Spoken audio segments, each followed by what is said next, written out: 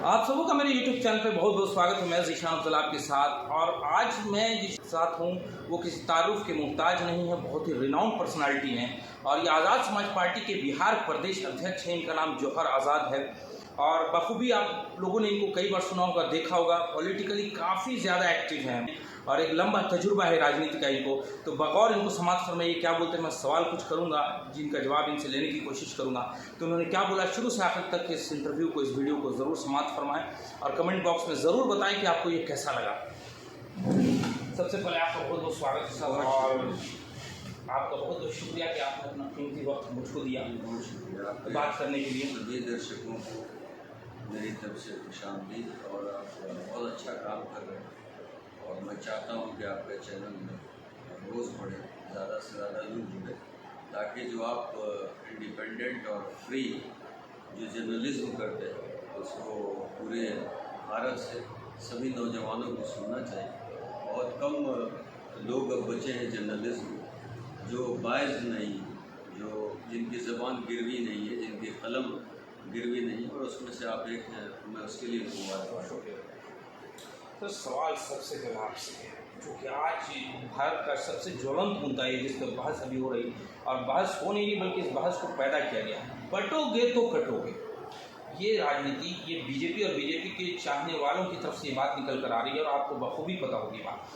तो किसको, हिंदू को खतरा किससे है? देखिए, अगर एक प्रदेश को आप छोड़ दें तो सभी मुख्यमंत्री एक धर्म के हैं, प्रधानमंत्री उसी धर्म के हैं, गृह मंत्री उसी धर्म के हैं। और ऐसे में भी अगर कोई व्यक्ति कहता है, अगर मान लो कि मैं प्रधानमंत्री बन गया और मेरे रहते हुए अगर ये कह दिया जाए कि मुसलमान खतरे में है, सेकुलर जमात खतरे में है, शोषित जमात खतरे में है, तो इसका मतलब है कि मैं नालायक हूँ और मुझे कुर्सी पर बैठने का हक नहीं। अब ये जो स्लोगन योगी जी ने दिया उस पर बात करता हूँ मैं कि बटोएंगे तो कटेंगे। तो मैं ये पूछना चाहता हूँ, ये स्लोगन कोविड के वक्त में जब गरीब तबका पैदल चल के हज़ारों किलोमीटर तय कर रहा था, जब एक प्रेग्नेंट महिला पैदल चल रही थी जिसके लिए गाड़ी की व्यवस्था नहीं की गई, जो मजदूर भूखे प्यासे अन्य राज्यों में जो काम करने गए थे उनको खाना तक मुहैया नहीं कराया गया, उस वक्त बटेंगे तो कटेंगे का नारा क्यों नहीं? उस वक्त क्यों नहीं था जब बिहार की एक घटना है गया में कि जब एक स्वर्ण जाति का व्यक्ति एक अनुसूचित जाति के ऊपर पेशाब करता है, उस वक्त ये नारा क्यों नहीं था? जब दो मुख्यमंत्री, नीतीश कुमार जब मुख्यमंत्री पद से हटे, अखिलेश यादव जब हटे, उनके घर को, सरकारी आवास को गंगा जल से धोया गया, उस वक्त ये नारा क्यों नहीं था? उस वक्त वो नारा क्यों नहीं होता जब मंदिरों में दलित समाज को अंदर जाने से मना कर दिया जाता है? तो देखिए, ये डायलॉग्स बदलते हैं। पहले कब्रिस्तान और शमशान घाट था, अभी ये था। देश की युवा जानता है कि जब जब राजनीति में धर्म आता तो इसका मतलब है कि नाकारा लोग हैं जो अपने कमी को छुपाकर धर्म की राजनीति करके वोट को इकट्ठा करना चाहते हैं। मैं वो दिन देख रहा हूँ कि जिस तरह से ध्रुवीकरण की ये लोग राजनीति महाराष्ट्र, असम और हर जगह कर रहे हैं, आने वाला समय आप देखेंगे कि इनके पास कार्यकर्ता तक नहीं बचेगा। इनके जो कार्यकर्ता जो ध्रुवीकरण में काम कर रहे हैं, इनके घर के लोग इनसे पूछेंगे कि तेरी नौकरी कहाँ है। एक तरफ ये कहते हैं कि हम फ्री राशन बांट रहे हैं, तो गरीबी रेखा में कितने लोग हैं भाई? जितने करोड़ों लोगों को तुम 5 किलो चावल अनाज बांट रहे हो, लेकिन काम नहीं लोगे। तुम स्वाभिमान से खेल रहे हो हमारे युवाओं से कि वो अपने पैसे से कमा कर वो चावल खरीदने की हैसियत ना बनाए और तुम उन्हें भीख पर जिंदा रखो। ये सरकार भाजपा की है, ये ध्रुवीकरण की ज़्यादा नहीं चलेगी। और 2024 में अगर इंडी अलायंस में सभी जमात को शामिल किया होगा, चंद्रशेखर आज़ाद जैसे लीडर को शामिल किया, तो मैं आपको ये कहता हूँ आपके चैनल के माध्यम से कि उस वक्त भाजपा के MP 10 भी संख्या में नहीं पहुँचते। लेकिन इन लोगों ने, खासकर आप बिहार में देखें, झारखंड में देखें, अनुसूचित जाति के लीडर्स को नकार दिया, उनको साथ नहीं लाया गया। उत्तर प्रदेश में भी यही हुआ, न मायावती साथ थी और न चंद्रशेखर आज़ाद। और चंद्रशेखर आज़ाद आज के समय में पिछड़ों के और मुसलमानों के, क्योंकि मैं मुसलमान इसलिए कह रहा हूँ, पूरी जिम्मेदारी के साथ कह रहा हूँ कि जहाँ से वो नगीना से जीते 7.5 लाख मुसलमान, और जहाँ पूरी ताकत भाजपा और इंडी अलायंस दोनों के हेलीकॉप्टर्स आ गए चंद्रशेखर आज़ाद जी को हराने के लिए, वहाँ के मुसलमानों ने चंद्रशेखर आज़ाद जी को मिटा। और सबसे बड़ी बात बताऊँ कि जो दुश्मन होता है ना, वो पहले समझ जाता है कि मुझे नुकसान कौन पहुँचाएगा, दोस्त देर से समझता है। चंद्रशेखर आज़ाद जी के जो दुश्मन हो, जो जातिवादी लोग, जो सामंतवादी लोग, वो समझ गए हैं कि आने वाली लड़ाई चंद्रशेखर आज़ाद जी से है। इसका प्रमाण कैसे है? इसके सबूत हमें मिलता है जब उनकी गाड़ी पे, उनके काफिले पे गोली चली, अभी ट्रेन पे पथराव हुआ, तो वो समझ गए कि लड़ाई कहाँ होनी है। अगर यही सेकुलर समाज समझ जाएगा तो क्रांति जल्दी आएगी। अब ये बताइए, तो इसका मतलब कि कांग्रेस भी कहीं ना कहीं, आपको ऐसा लगता है आपके हिसाब से, छलने का काम कर रही दलित, आदिवासी और मुसलमानों को? नहीं तो वो चाहती तो नगीना से अपना कैंडिडेट ड्रॉप कर देती। देखिए, ये सभी जानते हैं, जो शिक्षित हैं, जो पढ़े लिखे हैं, तालीम याफ्ता लोग हैं, वो जानते हैं कि कांग्रेस ने आरएसएस को पैदा किया और आरएसएस ने भाजपा को पैदा। तो कहीं ना कहीं थोड़ी बहुत रिश्ता है, मानसिकता है। और ये मैं बताऊं कि जो शोषित समाज है, खासकर मुस्लिम और जो दलित है, वो आज इस देश में जितनी भी खुशहाली है, वो वजह है कि रीजनल पार्टी जिंदा है। अगर 2 पार्टी सिस्टम हो गया, जैसे हरियाणा में आप देखें, हरियाणा में भाजपा और कांग्रेस ने मिलकर रीजनल पार्टी की हत्या करने का खुलेआम प्रयास किया। दोनों ने अलायंस कम से कम किया और रीजनल पार्टी 0 पे आउट। तो 0 पे जब रीजनल पार्टी आउट होगी तो मुस्लिम और दलितों का सबसे बड़ा नुकसान होगा, इनके लिए सारे दरवाजे बंद हैं। आपसे एक व्यक्तिगत जो है आपका ज़ाती पर्सनल क्वेश्चन कर रहे हैं, आपने जदयू से रिज़ाइन क्यों दिया? देखिए, मैं जदयू ज्वाइन किया था, मुझे मुख्यमंत्री जी पे भरोसा हुआ कि शायद ये सेकुलरिज्म को बचाने के लिए हर वो कुर्बानी देंगे। और मुझे आज भी याद है कि झारखंड के चुनाव में मैं जदयू को जिताने के लिए मेहनत कर रहा था, लेकिन उसी कार्यक्रम में, प्रचार प्रसार के कार्यक्रम में, मैंने जब देखा कि जेडीयू ने एनआरसी में भाजपा को समर्थन कर दिया, तो मुझे ये लगा कि मुसलमानों के पीठ पे खंजर, और मुसलमानों नहीं, चूँकि एनआरसी से सबसे पहले तो भाजपा ने ये प्रोपेगेंडा ये चलाया कि मुसलमानों का नुकसान होने जाएगा, क्योंकि सच्चाई ये नहीं थी। असम में आप देखेंगे कि 14 लाख दलितों के पास कागजात नहीं थे और वो एनआरसी में फेल हो गए, डिटेंशन कैंप में उनको डाला जाने लगा। तो ये प्रोपेगेंडा था। तो मैं ये नहीं कहूँगा कि एनआरसी मुसलमानों के खिलाफ, ये मूल निवासी के खिलाफ है, जो पूरी तरह से भारतीय हैं, जो आदिवासी हैं, जो दलित हैं और जो मुसलमान हैं, जो पूरी तरह से भारत के मूल निवासी, भारत के रहने वाले लोग हैं, ये उनका नुकसान था। क्योंकि जो गरीब तबका है, वो उसके पास पूरी तरह से कागजात नहीं है। जब 48 के बाद ये तय हो गया था भारत में, और संविधान को मानने वाले लोग हैं कि जो अभी के समय में भारतीय हैं, उन्हें भारतीय हमेशा के लिए माना जाएगा। ऐसे में जब जेडीयू ने धोखा दिया, तो मैं सबसे पहला व्यक्ति था देश का जिसने रिज़ाइन किया, क्योंकि मैंने ज़मीर से समझौता कभी नहीं किया, और जो कौम का नहीं होगा वो किसी का नहीं हो सकता है, वो दलाल के अलावा कुछ भी नहीं हो सकता।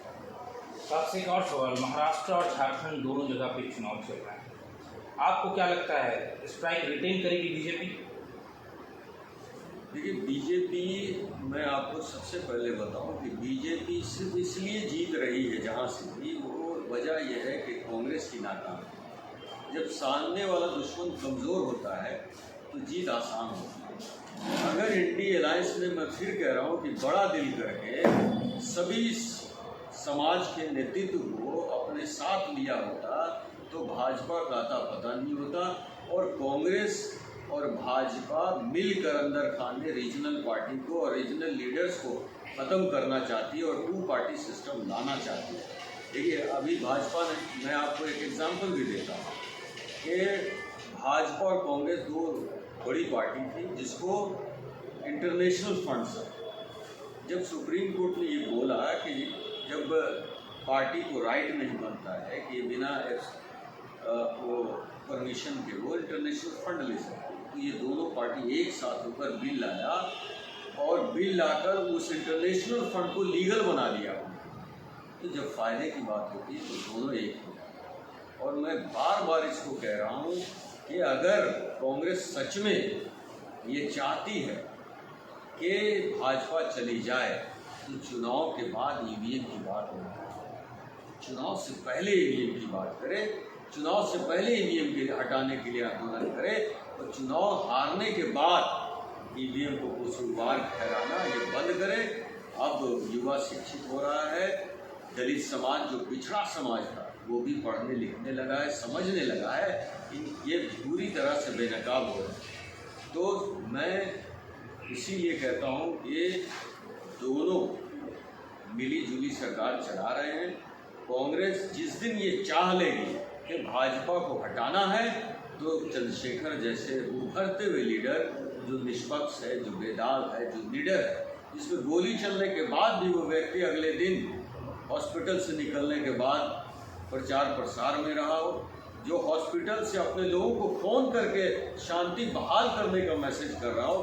पर्सनली मुझे उन्होंने फ़ोन किया, माननीय राष्ट्रीय अध्यक्ष जी ने, हमारे बड़े भाई चंद्रशेखर आज़ाद जी ने, कि जवाहर आज़ाद साहब बिहार में अनुशासन में और शांतिपूर्वक लोगों को रखिएगा, किसी तरह का आक्रोश नहीं होना चाहिए, दुश्मन जो चाहता है वो नहीं होना चाहिए।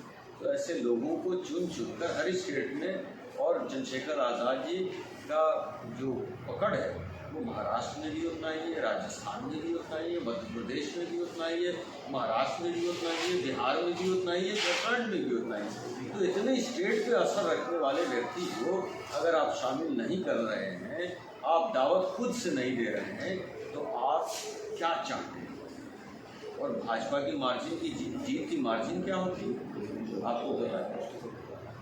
1000-2000 होती है। आपको पता है कि जब एनडीए फॉर्म हुआ तो एनडीए के 28 पार्टियों के एक विधायक और एमपी नहीं थे साहब। ऐसे लोगों को उसने अपने एनडीए में शामिल किया ताकि 2-4 हज़ार वोट भी या 500 वोट भी हर कॉन्स्टिट्यूंसी में ऐड कर सके। और ऐसे में दलित समाज को और मुस्लिम समाज को खासकर, मैंने अभी जमशेदपुर की घटना देखी कि एक मुसलमान, फिरोज़ खान शायद नाम है उनका, वो स्टेज पे बाइज्जत जाते हैं, जो हमारा सलीका रहा है कि एक शॉल पहनाकर इज्जत अफजाई करते हैं। शाकिर खान, तो उनका शॉल लेने से राहुल गांधी ने इनकार किया। अब ये बताइए कि मुसलमानों के ज़मीर को क्या हो गया? अभी तक शाकिर भाई ने रिज़ाइन क्यों नहीं किया? आज मैं बता रहा हूँ कि नारसी में अगर मैं रिज़ाइन नहीं करता तो ये मैं जानता हूँ कि मुझे क्या पोजीशन कुछ दिनों के बाद मिलने वाली थी। तो अगर मुसलमान जब मैं मुसलमान हूँ और अगर रियासती सदर हूँ किसी पार्टी का, तो मैं पूरे मुसलमानों की इज्जत को लेकर चल रहा हूँ। अगर मेरे साथ कभी ऐसा हो जाता है तो मैं तो स्टेज से रेजिग्नेशन देने वाला आदमी हूँ, क्योंकि इज्जत जवाहर आज़ाद की नहीं जाती, इज्जत वो पूरे मुसलमान कौम की जाती है, पूरे उन लोगों की गई जो कांग्रेस में लोग हैं।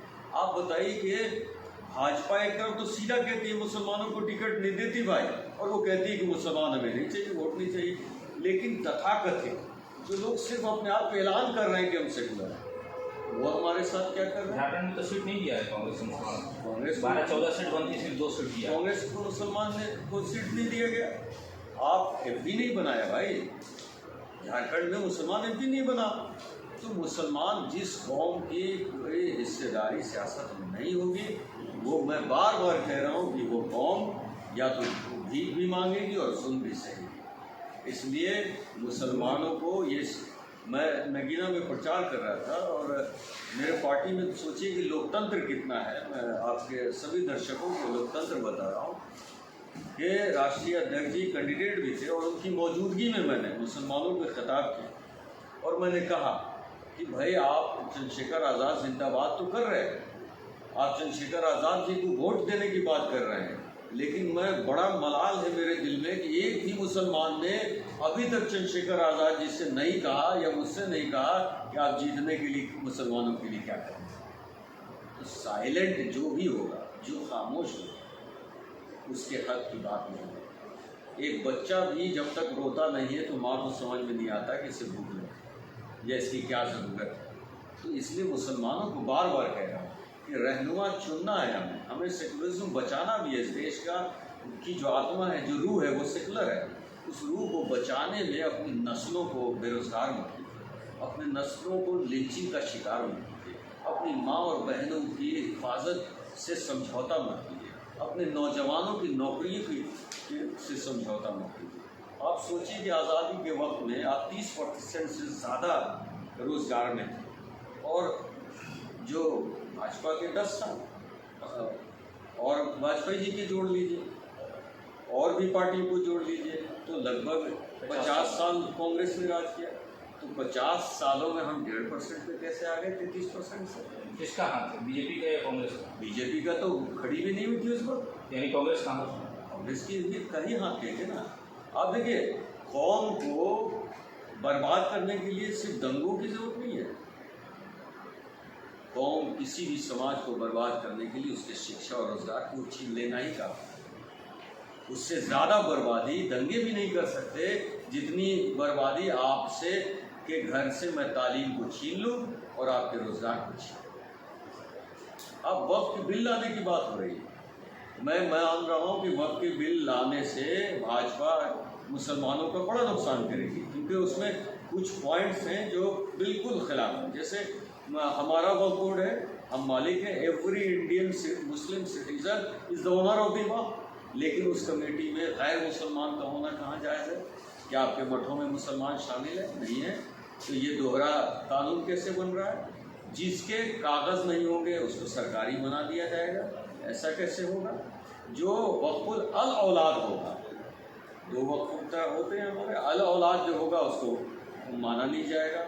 तो ये सारी दोहरी चीज़ें हो रही हैं। लेकिन इससे पहले की बात कर ले, उन 50 सालों में वक्फ के 90% वक्फ की ज़मीनों को लोगों ने कब्जा किया। कांग्रेस खुश होती रही 50 सालों में। एक मुसलमानों ने नहीं मांगा कि वक्फ की रिपोर्ट जो उसका हक है। एक मुसलमानों को रिपोर्ट वक्फ का हर साल पहुंचना चाहिए उसके घर पे, कितने लोगों के पास है? 1.25 लाख करोड़ का एसेट मैं वक्फ पे 10 साल से लड़ रहा हूँ। मैंने बिहार के कई जगह केस किए, कई जगह हम पे हमला करने की भी कोशिश की, जब वक्फ पे छेड़ा, लेकिन 1.25 लाख करोड़ का सिर्फ 4 जो है टाउन्स में है, दिल्ली, मुंबई, इन शहरों में, और 1.25 लाख करोड़ के मालिक जो 4 शहरों में सिर्फ है, उसके मुसलमान की औरतें और बच्चों को भीख मांगते हुए मस्जिद में आती हैं। इसका मतलब क्या है कि वक्फ प्रॉपर्टी जिस दिन मुसलमानों के काबिज हो गए, उस दिन हर एक मुसलमान का बच्चा करोड़पति। 2020 से पहले 6 लाख एकड़ ज़मीन थी वक्फ की, आज 11 लाख है। 11 लाख एकड़ में तो कई मुल्क बस जाते हैं, और उस देश का मुसलमान आज भीख मांगने के लिए। तो मैं मुसलमानों को ये तैयार करना चाहता हूँ कि आप साइलेंट वोटर बने, आप गूंगे बहरे वोटर बने। आप वोट दीजिए जिसको देना चाहते हो। आप सेकुलरिज्म के नाम पे खुद को कुर्बान कीजिए ना, आप अपने नस्लों को कुर्बान मत कीजिए। आप आने वाली नस्लों को गुलामी की तरफ ले जा रहे हैं, आप आने वाली नस्लों को उस तरफ ले जा रहे हैं कि वो जिंदा रहने पे ही सरकार की वाहवाही करेगा कि मुझे जिंदा छोड़ो। मुझे 3 वक्त के बाद वो उस पर भी समझौता कर लेगा कि उसने हमें सरकार 1 वक्त खाना दे देगी। वो उस पर भी समझौता कर लेगा कि पहले लिंचिंग साल में 100 लोगों की होती थी, आज 25 लोगों की ही हो रही है। तो आने वाली नस्लों को अगर हम लोगों ने गूंगा बहरा बना दिया, तो आप सोचिए कि किस अंधेरे में आने वाली नस्लें जीतेंगी। और फिर से इस क्रांति को खड़ा करने के लिए, फिर से लोगों को बोलना सिखाने के लिए सैकड़ों साल की जद्दोजहद और मेहनत। आपसे एक अहम सवाल है, जबकि आपने ईवीएम का बोला, तो मैं ये जानना चाहता हूँ, क्या ईवीएम के अंदर सच में कोई जिन बैठा हुआ है जो बीजेपी को जिता देता है हर इलेक्शन में? ये बात मैं नहीं कह रहा हूँ, ये बात 2014 से पहले भाजपा कह रही थी और 2014 के बाद कांग्रेस। कितनी सच्चाई? ये सच्चाई मैं यही तो कह रहा हूँ कि दोनों नेशनल पार्टी जो विश्व की सबसे बड़ी पार्टी होने का दावा भाजपा कर रही है, उस भाजपा ने 2014 से पहले कहा कि ईवीएम में बहुत गड़बड़ी है, ईवीएम हटाना चाहिए। 2014 के बाद जो सबसे ज़्यादा राज करने वाली पार्टी, जो ईवीएम लाने वाली पार्टी कहने लगी कि ईवीएम में गड़बड़ी हो सकती है, तो मैं तो उन लोगों की इस बात को सच मान रहा हूँ। ये बाकी सारी बातें आपने झूठ कही, लेकिन इस बात को जब दोनों पार्टी बड़ी कह रही है, जो सत्ता का मजा चख चुकी वो कह रही है, तो मैं इसको सच मान रहा हूँ पूरी तरह से। और अगर ये दोनों कह चुके हैं तो कांग्रेस को कम से कम आंदोलन इस पर छड़ना चाहिए या कह देना चाहिए, नहीं तो कांग्रेस तो और नुकसान करती है। भाई हमारे जीते हुए लोग भी जाके भाजपा की सरकार बना देते हैं, कर्नाटक में बना दिया, गोवा में बना दिया, महाराष्ट्र में बना दिया, तो हम ये समझ ही नहीं पाते कि हम कांग्रेस को वोट दे रहे हैं, भाजपा को वोट दे रहे हैं। भाजपा कांग्रेस सिक्के के दो पहलू। भाई मैं नहीं कह रहा हूँ, ये सारी उनकी हरकतें कह रही है। भाई हर पढ़ा लिखा आदमी जानता है कि राजस्थान में सरकार कांग्रेस की बन गई थी, लेकिन क्या किया, कांग्रेसी के एमएलए गए और भाजपा की सरकार बनाए। गोवा में सभी ने देखा कि रिजल्ट आ गया, कांग्रेस की सरकार बननी है। क्या मालूम हुआ कि कांग्रेस ने गवर्नर को चिट्ठी ही नहीं दी कि हमें सरकार बनानी। क्यों भाई? कौन सा प्रेम है, कौन सा डील है, कौन सा डर है, या शायद जेल जाने से बहुत सारे नेता डरते हैं, हर कोई लालू प्रसाद यादव नहीं हो सकता। तो हो सकता है कि इनकी फाइल इतनी मोटी हो गई हो कि सरकार तक बेची जा रही हो। तो मैं तो यही कहता हूँ, आखिर में जमशेदपुर पर आता हूँ। जमशेदपुर में ये एक बड़ा सौभाग्य था जमशेदपुर का, यहाँ का विधायक स्वास्थ्य मंत्री बन गया था। तो मुझे ये लगा कि सबसे पहले तो जमशेदपुर के लोगों की, खासकर विधानसभा पश्चिम जो जमशेदपुर है, उनमें से कम 50-60 हज़ार लोगों को झारखंड के स्वास्थ्य विभाग में नौकरी हो गई होगी। मैं सबसे पहले तो उस पर छानबीन करने लगा कि भाई जो नौकरी पाए स्वास्थ्य विभाग में, उन लोगों से मुलाकात करूँ, मुबारकबाद दे दूँ। और मुझे लगा कि 50 हज़ार में कम से कम 5-6 हज़ार मुसलमानों को बन्ना गुप्ता जी ने नौकरी दी होगी स्वास्थ्य विभाग में। तो वो 5 हज़ार तो छोड़िए, मुझे 50 भी नहीं मिल रहा है। जमशेदपुर में ढूंढ रहा हूँ बधाई देने के लिए, मिठाई खिलाने के लिए, वो भी नहीं मिले। गंदगी इस तरह देख रहा हूँ कि एक मंत्री यहाँ से है, सोचिए कि एक विधायक आपका जीता हुआ मंत्री होता है, तो कम से कम इतना हो जाता है कि स्ट्रीट लाइट लग जाती है कि चप्पा चप्पा रोशनी से भर जाए रात में, ताकि मेरी माँ और बहनों को रात में निकलने में तकलीफ ना हो, नौजवानों को, बुजुर्गों को निकलने में तकलीफ ना हो। तो वो भी नहीं देख रहा हूँ। कचड़े का हर चौराहे पे अंबार देख रहा हूँ। तो डेवलपमेंट अगर मंत्री बनने के बाद भी नहीं कर पाए, तो अब क्या वो हेमंत सोरेन जी के कुर्सी पर नज़र रखे हैं जमशेदपुर का डेवलपमेंट करने के लिए? तो मैं यही कहना चाहूँगा जमशेदपुर की जनता को, और ये मैं हमेशा मुसलमानों को कहता कि तुम जिंदा हो, तुम्हारे मुंह में ज़बान है, इसका सबूत दुश्मनों को ही नहीं अपनों को भी देखो। कई बार अपना भी ये समझ जाता है कि ये मेरा गुलाम है, इसे कुर्सी देने की ज़रूरत नहीं, इसे साथ बिठाने की ज़रूरत नहीं, इसे साथ लेकर चलने की ज़रूरत नहीं, ये इसके लिए कोई और दरवाज़ा नहीं है मेरे सिवा। ऐसे में अगर तुमने आवाज़ उठा दी, पूरे झारखंड में 4-5 सीट पर भी आज़ाद समाज पार्टी को अपने मतों को दे दिया, तो ये जो बहक गए हैं तुम्हारे अपने भी ना, इनके होश ठिकाने आ जाएंगे। और जो लिंचिंग पे कानून की बात की थी, वो कानून आप देखेंगे कि सरकार बनने के बाद पहला कदम अगर ये सरकार उठाएगी तो वो लिंचिंग के खिलाफ उठाएगी और ये सब कानून बनाएगी, वरना मुसलमान तबरेज़ अंसारी जैसे घटनाओं को उठेगा। आप बिहार से चूँकि और एक बहुत ही ऊंचे ओहदे पर हैं और बहुत जिम्मेदारी वाले पोस्ट पर हैं, तो मैं सवाल ये करूँगा कि बिहार का विधानसभा चुनाव में कितनी सीटों पे आप लोग विचार कर रहे हैं कैंडिडेट उतारने के? देखिए, बिहार में हमने अभी 50 सीटें तैयार की है, जिसको बूथ कमेटी का काम चल रहा है। और मैंने और पार्टी के सभी कार्यकर्ता और पदाधिकारियों ने, क्योंकि पार्टी में लोकतंत्र है, मैं अकेला डिसीजन नहीं लेता हूँ, कोशिश करता हूँ कि सबके राय से चलूँ। तो उसमें ये निर्णय हमने लिया है कि भाजपा जहाँ जहाँ मजबूत है सबसे पहले हम उस पर टाल ठोकें और एनडीए अलायंस के लिए 243 में 100 सीटें उनको हम छोड़ दें, ताकि जहाँ वो मजबूत हैं हम उनको डिस्टर्ब नहीं करें। लेकिन 143 सीट पर हम चुनाव लड़ेंगे और इसकी तैयारी हमने शुरू कर दी 6 महीना पहले से। एक आखिरी सवाल कि बिहार में क्या लालू यादव के साथ गठबंधन में कोई बात अगर बनती तो जाना गवारा करेंगे आप लोग? अगर वो मुसलमानों की हिस्सेदारी की बात करेंगे, अगर वो मुसलमानों की नौकरी की बात करेंगे, अगर वो दलितों के SC/ST एक्ट, एट्रोसिटी एक्ट को मजबूत करने की बात करेंगे, अगर पिछड़ों के प्रमोशन की बात करेंगे, रिजर्वेशन प्रमोशन में अगर की बात करेंगे, अगर वो बिहार के नौजवानों की नौकरी की बात करेंगे, तब हम अलायंस कर सकते हैं, वरना हमें अलायंस की भी ज़रूरत नहीं है।